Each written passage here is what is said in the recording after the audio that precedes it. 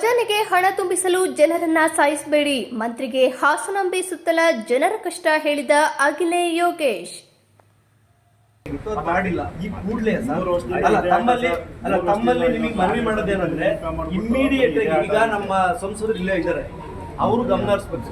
ದಯವಿಟ್ಟು ಅಲ್ಲಿ ಯಾರು ಸ್ಥಳೀಯರು ಅಂಗಡಿ ಮುಂಗಟ್ಟು ಇಟ್ಕೊಂಡವ್ರೆ ಅವ್ರು ಈಗ ಜಾತ್ರೆ ಮಾಡ್ತಾ ಇರೋದು ನೀವು ಸರ್ಕಾರ ದುಡ್ಡು ತಗೊಂಡು ಖಜಾನೆ ಹೋಗ್ತೀರಿ, ಅವ್ರ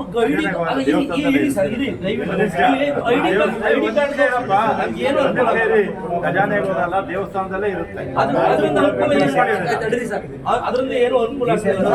ಅಲ್ಲ ಒಂದ್ ನಿಮಿಷ ಮಾತಾಡ್ಬಿಡ್ತೀನಿ, ಅದರಿಂದ ಸಂಸದರು ಒಂದ್ ನಿಮಿಷ ಮಾತಾಡ್ಬಿಡ್ತೀನಿ. ಅಲ್ಲಿ ಈಗ ಖಜಾನೆ ದುಡ್ಡು ಬರುತ್ತೆ,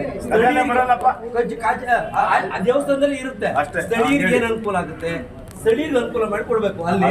ಆಮೇಲೆ ಅವ್ರ ID ಕಾರ್ಡ್ ತೋರಿಸಿ ಒಳಗೆ ಹೋಗಿ ಹೊರಗೆ ಬರ್ಬೇಕು, ತುಂಬಾ ಕಷ್ಟ ಆಗುತ್ತೆ ಸರ್ ಅದೊಂದು. ಮತ್ತೆ ಟೆಂಡರ್ ಪ್ರಕ್ರಿಯೆ ಮಾಡೋರಲ್ಲ, ಇದು ಪಾರದರ್ಶಕವಾಗಿ ಆಗಿಲ್ಲ, ದಯವಿಟ್ಟು ತಾವು ಗಮನ ಹರಿಸಬೇಕು. ಇದು ಮತ್ತೆ ನಮ್ಮ ಮತ್ತೆ ದಲಿತರು ಪಾರ್ಟಿ ಕಾಮಗಾರಿಗಳು ಏಕಪಕ್ಷ ಯಾರೋ ಒಬ್ಬ ನಾಗ ಅಂತ ಅವನ ಅಪ್ಪಂದಲ್ಲಿ ಹೋಗಿ ಮಾಡೋದಕ್ಕೆ ಮೇಡಮ್ ಅದಲ್ಲ ಹೋಗಿ ಬರೋದಕ್ಕೆ ಪಾಸ್ ಬೇಕು. ಅಲ್ಲ ಅಂಗಡಿ ಮುಂಗಡಿ ಇಟ್ಕಿಂದಾರಲ್ಲ ಸರ್, ಅವ್ರಿಗೆ ಪರಿಹಾರನೂ ಬೇಕು. ಅಲ್ಲಿ ಅಂಗಡಿ ಮತ್ತೆ ಮನೆ ಇರ್ತಕ್ಕಂಥವ್ರು ಹೋಗಿ ಬರೋದಕ್ಕೆ ಪಾಸ್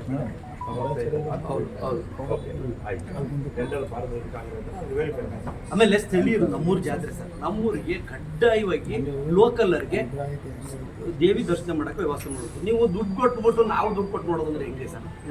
ಈಗ ಬಡವರಿಗೆ ಪಾಸ್ ಬೇಡ, VIP ಪಾಸು ಕೊಡಬೇಡಿ, ನಾವು ಮಾಡ್ತಿಲ್ಲ. ನಮ್ಮೂರರಿಗೆ ವಿಶೇಷವಾಗಿ ನೀವು ದರ್ಶನ ಮಾಡಿಕೊಡಕ್ಕೆ ನೀವು ಅವಕಾಶ ಮಾಡಿಕೊಡ್ಲೇಬೇಕು. ಜಿಲ್ಲಾಧಿಕಾರಿಗಳಿಗೂ ಮನವಿ ಮಾಡ್ತಾ ಇದ್ದೆ, ಏನ್